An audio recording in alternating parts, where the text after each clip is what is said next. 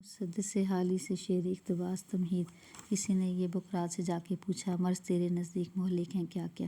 کہا دکھ جہاں میں نہیں کوئی ایسا کہ جس کی دوا حق نے کی ہو نہ پیدا، مگر وہ مرض اس کو آسان سمجھے، کہے جو طبیب اس کو ہذیان سمجھے۔ سبب یا علامت گر ان کو سجھائیں تو تشخیص میں 100 نکالیں خطائیں، دوا اور پرہیز سے جی چرائیں، یوں ہی رفتہ رفتہ مرض کو بڑھائیں۔ طبیبوں سے ہرگز نہ مانوس ہوں وہ، یہاں تک کہ جینے سے مایوس ہوں وہ۔ یہی حال دنیا میں اس قوم کا ہے، بھنور میں جہاز آ کے جس کا گھرا ہے۔ کنارہ ہے دور اور طوفان بپا ہے، گماں ہے یہ ہر دم کہ اب ڈوبتا ہے۔ نہیں لیتے کروٹ مگر اہل کشتی، پڑے سوتے ہیں بے خبر اہل کشتی۔ گھٹا سر پہ ادبار کی چھا رہی ہے، فلاکت سما اپنا دکھلا رہی ہے، نحوست پس و پیش منڈلا رہی ہے، چپ و راست سی یہ صدا آ رہی ہے کہ کل کون تھے آج کیا ہو گئے تم، ابھی جاگتے تھے ابھی سو گئے تم۔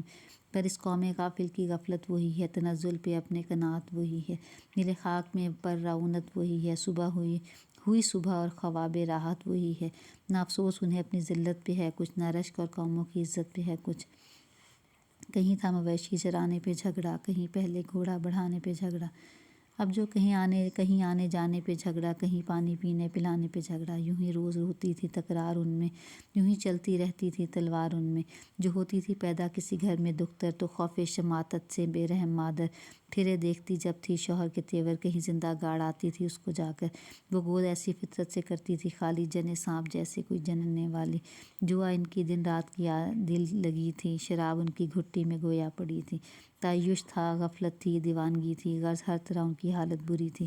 بہت اس طرح ان کو گزری تھی صدیاں کہ چھائی ہوئی نیکیوں پر تھی بدیاں۔